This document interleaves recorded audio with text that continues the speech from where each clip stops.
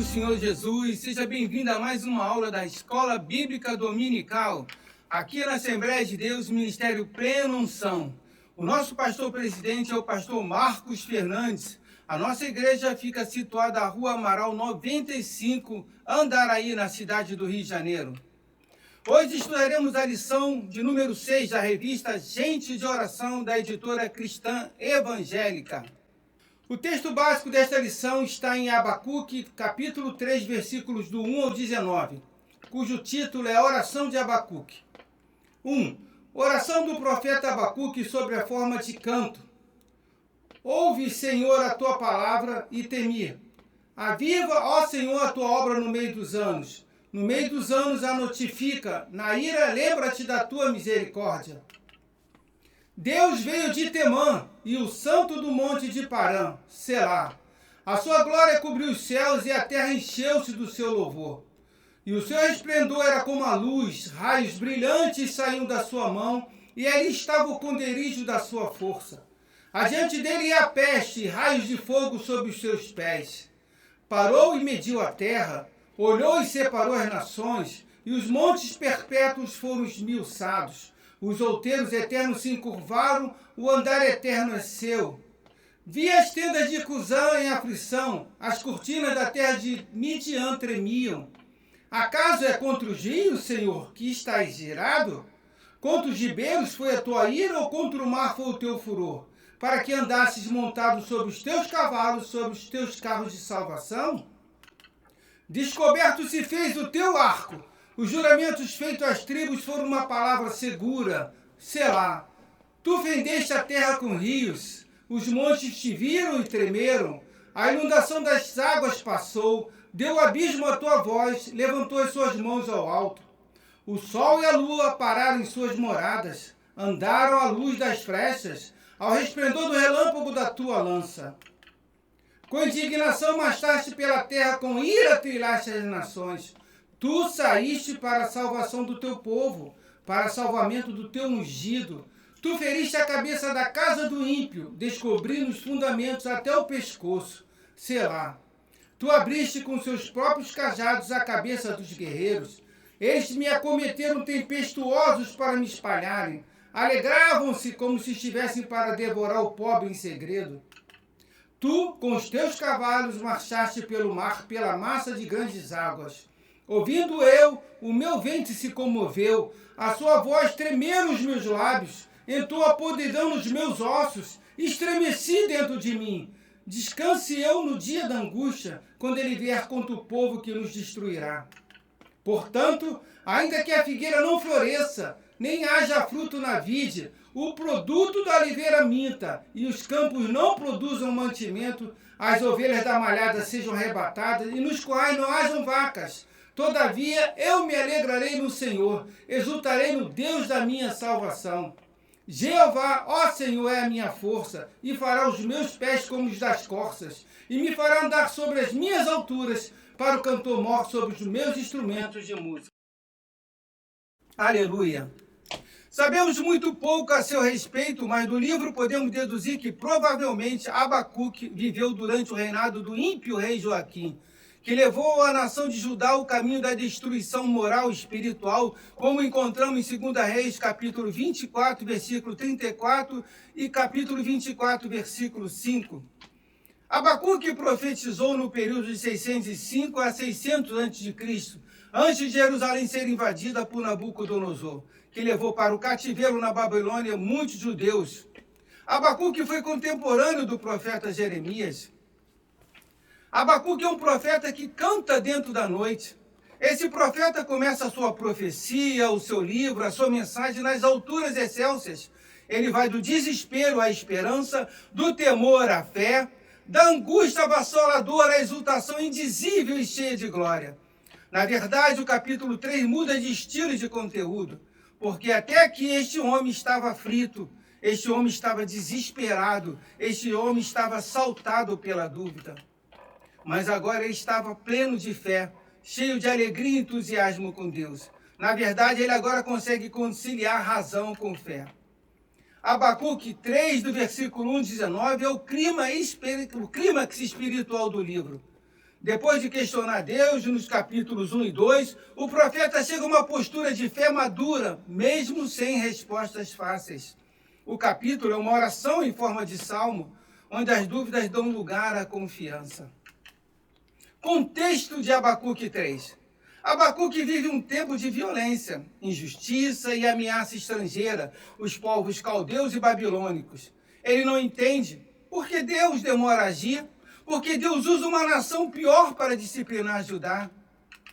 O capítulo 3 não traz novas respostas racionais, mas uma revelação do caráter de Deus. A fé de Abacuque não nasce da explicação, mas sim da revelação. As dúvidas que o profeta expõe no capítulo 3. Até quando? A dúvida sobre o tempo de Deus, versículo 2. Ouvi a tua palavra e temi. Aviva, ó Senhor, a tua obra no meio dos anos. No meio dos anos, torna-a conhecida. Em tua ira, lembra-te da tua misericórdia. Este versículo pode ser parafraseado assim para melhor entendimento. Ó Senhor, ouvi a tua fama e me dobrei em reverente adoração. Ó Senhor, repete as tuas obras de antigamente. No meio destes anos de dor, demonstra o teu poder. Na ira, lembra-te da misericórdia. Abacuque reconhece que Deus falou, mas ainda sente temor e incerteza. Abacuque sente dúvidas.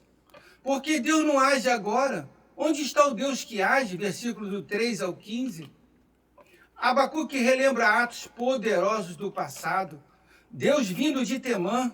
A frase Deus virá de Temã fala quando Deus conduziu os filhos de Israel para fora do Egito. As pragas contra o Egito, os terremotos e juízo de Deus, a libertação do povo do cativeiro. Existe uma dúvida implícita em Abacuque 3. Se Deus fez tudo isso antes, por que agora aparece em silêncio?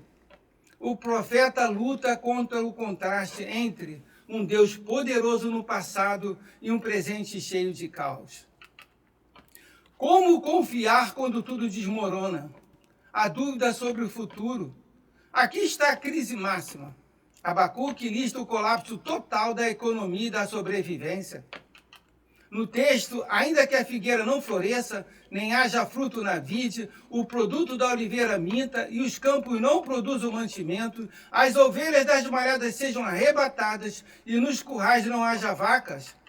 Sem colheita, sem alimento, sem gado e sem segurança. Abacuque demonstra uma dúvida profunda. Se tudo falhar, ainda vale a pena confiar em Deus? Essa é a dúvida que todo ser humano, meu irmão, enfrenta em algum momento de nossa vida. A resposta espiritual que veio ao profeta, versículos 18 e 19. Aqui ocorre a transformação. Todavia eu me alegrarei no Senhor, versículo 18. Abacuque aprende que fé não é ausência de medo, fé é decisão de confiar apesar do medo. Abacuque descobre 3 verdades. Deus é a fonte da alegria, não as circunstâncias. Deus é a nossa força quando não há recursos. Deus é estabilidade, mesmo em terreno estável. Se lembra lá das corças que sobem as montanhas? O Senhor Deus é a minha força e faz os meus pés como os da corça. Versículo 19. A corça sobe montanhas íngremes com segurança.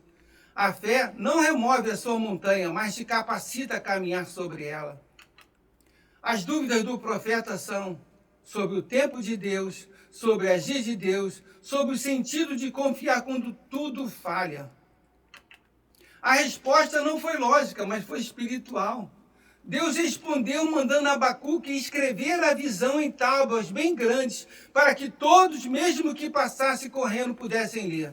E qual era a mensagem, meu irmão? Eis o soberbo, sua alma não é reta nele, mas o justo viverá pela fé. Abacuque 2, 4. Um dia, Deus puniria os babilônicos no tempo determinado dele, mas o justo confiaria no Senhor com perseverança.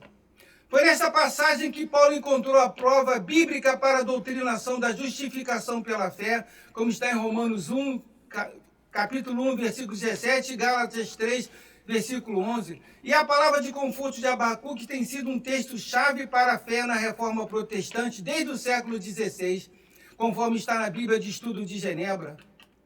A dúvida transformada em louvor.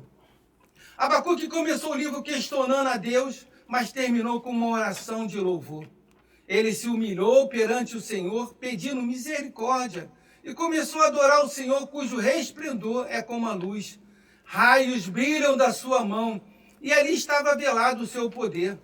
Abacuque 3, versículo 4. Ele reconheceu o poder de Deus e a sua soberania sobre as nações e sobre a natureza. Perante Deus, Abacuque confessou: ouviu e meu íntimo se comoveu, a sua voz tremer os meus lábios. Versículo 16.